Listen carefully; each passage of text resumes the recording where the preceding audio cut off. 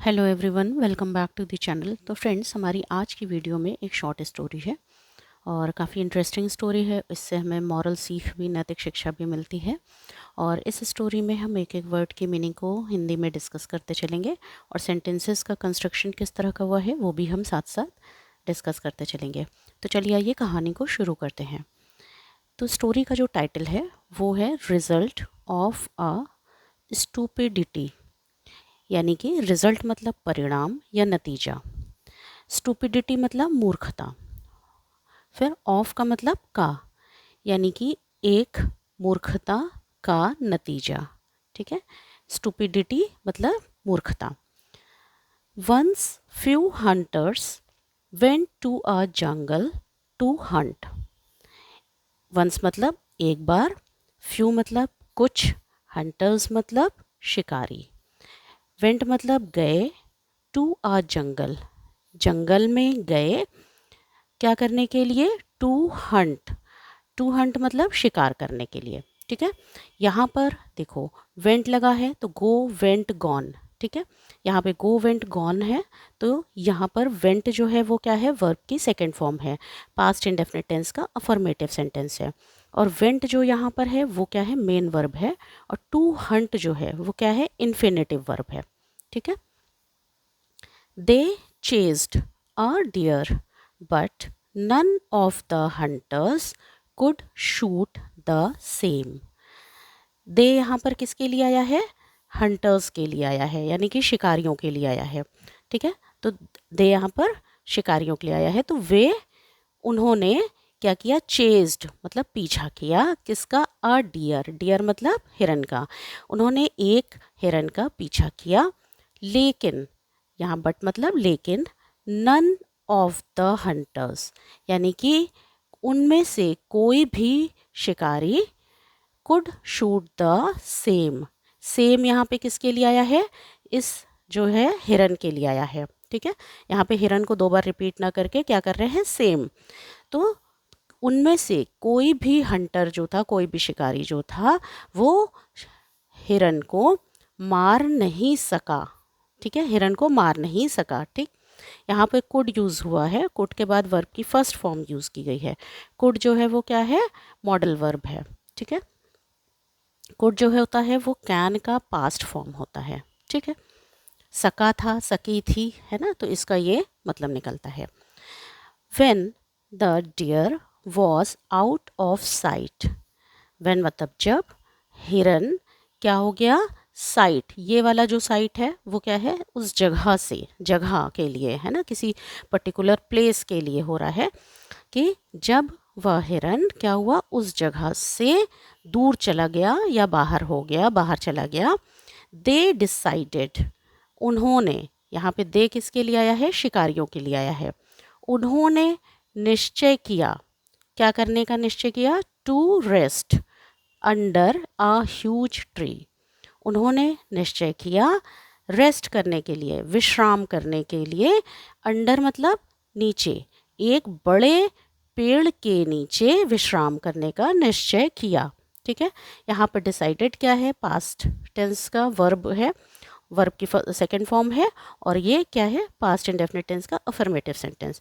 ये main verb है। और टू रेस्ट है ना, रेस्ट करना, विश्राम करना जो है यहाँ पर वो इन्फिनेटिव वर्ब है। अंडर जो है वो क्या है, प्रीपोजिशन है। ठीक, ह्यूज मतलब बड़ा, पेड़। ठीक, the deer was hiding behind some bushy plants. हिरन जो था वह क्या था, यहाँ पे वॉज है तो यहाँ पे था। हाइडिंग मतलब छुपा हुआ, है ना, हाइडिंग छुप रहा था। बिहाइंड मतलब पीछे, सम मतलब कुछ, बुशी मतलब झाड़ी, है ना, प्लांट्स मतलब पेड़। कुछ क्या हुआ कि झाड़ी और झाड़ियों वाले पेड़ के पीछे जो हिरन था वो क्या हो रहा था, छुप रहा था। यहाँ पर वॉज लगा है, वॉज वर्ब के बाद क्या होता है, वर्ब की फर्स्ट फॉर्म के साथ आईएनजी लगता है। तो यहाँ पर होता है रहा था, रही थी, है ना, मतलब निकलता है इसका रहा था, रही थी। और ये पास्ट कंटिन्यूअस टेंस का सेंटेंस है। ठीक है, अफर्मेटिव सेंटेंस। बुशी मतलब झाड़ी वाले पेड़। ठीक है, यहाँ पे प्लांट्स है तो झाड़ी वाले पेड़। A little away from the hunters. A little away मतलब कि शिकारियों से कुछ ही दूर पर, है ना। जो डियर था यानी कि हिरन था, वो झाड़ियों वाले पेड़ में छिप रहा था। ठीक, यहाँ पर लिटिल मतलब कुछ ही दूर, अवे मतलब दूर।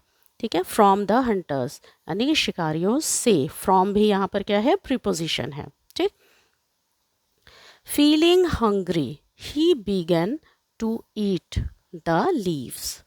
अब देखो यहाँ पर क्या हुआ, फ्रॉम द बुश। ठीक, फीलिंग हंग्री, अब जो डियर था वो क्या हुआ, उसको भूख लगाई। ठीक है, उसको क्या हुआ, फीलिंग हंग्री यानी कि यहाँ पर यही जो यूज़ हुआ है वो डियर के लिए यूज़ हुआ है, यानी कि हिरन के लिए यूज़ हुआ है।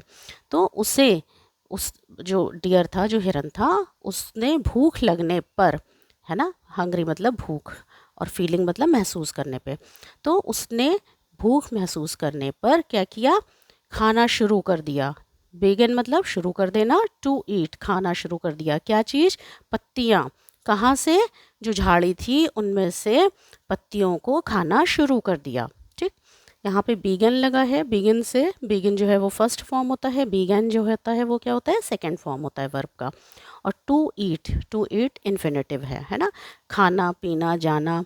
तो यहाँ पर ये क्या है, खाना शुरू कर दिया, है ना। तो ये to eat, to go, to run, है ना, दौड़ने के लिए। ठीक, तो यहाँ पे टू ईट यानी खाना शुरू कर दिया।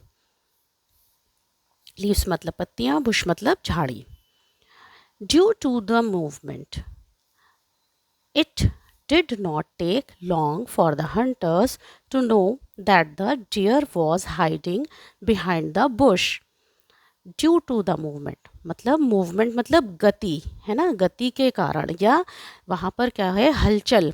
यहाँ पर एग्जैक्ट मीनिंग अगर इसकी लेंगे तो यहाँ पर हलचल हम लिखेंगे। ठीक है, तो हलचल के कारण, ड्यू मतलब के कारण, it did not take long मतलब इसमें ज़्यादा समय नहीं लगा, है ना। लॉन्ग मतलब यहाँ पर ज़्यादा, मतलब हंटर्स जो थे, शिकारी जो थे, उनको क्या हुआ, ज़्यादा समय नहीं लगा यह जानने में, टू नो मतलब ये जानने में, कि दैट मतलब कि जो हिरन है ना, वो जो है बुश यानी कि झाड़ियों के पीछे, बिहाइंड मतलब पीछे, छुपा हुआ है। ठीक है, यहाँ पर क्या है, छुपा हुआ है। ठीक, यहाँ पर देखो डिड नॉट लगा हुआ है ना। तो यहाँ पर डिड जब है, जब कब लगता है, जब पास्ट इंडेफिनिट टेंस का नेगेटिव सेंटेंस होता है तब डिड लगता है, नॉट लगता है, फिर वर्ब की क्या होती है, फर्स्ट फॉर्म लगती है। तो यहाँ पे ये क्या है, डिड नॉट। ठीक है, डिड नॉट टेक, तो इसका मतलब है कि उन्हें ज़्यादा समय नहीं लगा। Suddenly one of the hunters caught sight of the deer. अचानक, सडनली मतलब क्या हुआ, अचानक, उनमें जो हंटर्स थे, शिकारी थे, उनमें से एक जो है, उसने हिरन को, क्या हुआ, उसकी नज़र जो है वो हिरन के ऊपर पड़ गई। ठीक है, मतलब उसने हिरन को क्या किया, देख लिया। ठीक है,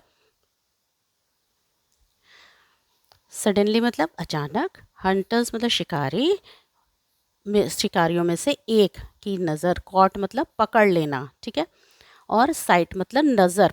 ठीक है, यहाँ पे पकड़ लेना एग्जैक्टली हम नहीं वो करेंगे, यहाँ पर क्या हुआ कि हिरन के ऊपर नज़र पड़ गई, है ना। कॉट यहाँ पर सेकंड फॉर्म लगा है वर्ब का। ठीक, साइट, ये वाले साइट का मतलब क्या होता है, इस साइट का मतलब होता है नज़र, और SIT का मतलब होता है जगह या प्लेस। ठीक, and shot an arrow towards him, और फिर क्या किया, एक एन यहाँ पे लगा हुआ है, एरो, एरो लगा है, एरो मतलब तीर, ए से स्टार्टिंग है, इसकी वॉवल से स्टार्टिंग है, इसलिए एक लगाने के लिए हम यहाँ पे आ ना लगा करके एन लगा हुआ है। ठीक है, और हिम, हिम यहाँ पे किसके लिए आया है, डियर के लिए, यानी कि जो हिरन है उसके लिए आया है। तो जो हिरन है उसकी तरफ एक तीर क्या किया, फेंका, या तीर चलाया। ठीक है, शॉट मतलब चलाया। ठीक, ये भी शॉट जो है वो क्या है, वर्ब की सेकंड फॉर्म है। ठीक, टुवर्ड्स मतलब तरफ, किसकी तरफ, हिरन की तरफ। The deer fell on the ground and realised, जो हिरन था वो क्या हुआ, ग्राउंड पर, ज़मीन पर गिर गया। ठीक है, फॉल फर्स्ट फॉर्म होती है वर्ब की, फेल जो है वो क्या है, सेकंड फॉर्म है वर्ब की, तो यहाँ पे सेकंड फॉर्म लगी है। तो जो हिरन था वो ज़मीन पर गिर गया, ऑन मतलब पर, गिर गया, एंड रियलाइज्ड, और उसको क्या हुआ, महसूस हुआ या एहसास हुआ, रियलाइज्ड यही भी क्या है, वर्ब की सेकंड फॉर्म है। ठीक, Y did I eat those bushes. ठीक है, तो यहाँ पर क्या है कि मैंने क्यों, why did I eat those bushes which protected me from the hunters. Why मतलब क्यों, मैंने दोज बुशेस उन झाड़ियों को खाया, मैंने उन झाड़ियों को क्यों खाया, जिन्होंने, विच मतलब जिन्होंने, मुझे उन उन हंटर्स, हंटर्स मतलब शिकारियों से मुझे बचाया था। यहाँ मी मतलब मुझे, प्रोटेक्टेड मीन्स बचाया था। ठीक है, मैंने उन झाड़ियों को क्यों खाया जिन्होंने मुझे शिकारियों से बचाया था, फ्रॉम मतलब से। ठीक है, मॉरल ऑफ द स्टोरी क्या है, नैतिक शिक्षा इस स्टोरी से क्या मिलती है, be loyal to your protector, मतलब कि इससे शिक्षा हमें ये मिलती है कि अपने रक्षक के प्रति आप वफादार रहिए। ठीक है, प्रोटेक्टर मतलब बचाने वाला या रक्षक, अपने रक्षक या अपने बचाने वाले के प्रति हमें क्या रहना चाहिए, लॉयल रहना चाहिए, यानी कि ईमानदार रहना चाहिए, वफादार रहना चाहिए। तो फ्रेंड्स, उम्मीद करती हूँ कि ये वीडियो आपको अच्छी लगी होगी, तो प्लीज़ चैनल को सब्सक्राइब करिएगा अगर आप नए होंगे तो, और वीडियो को लाइक करिएगा। Thank you so much.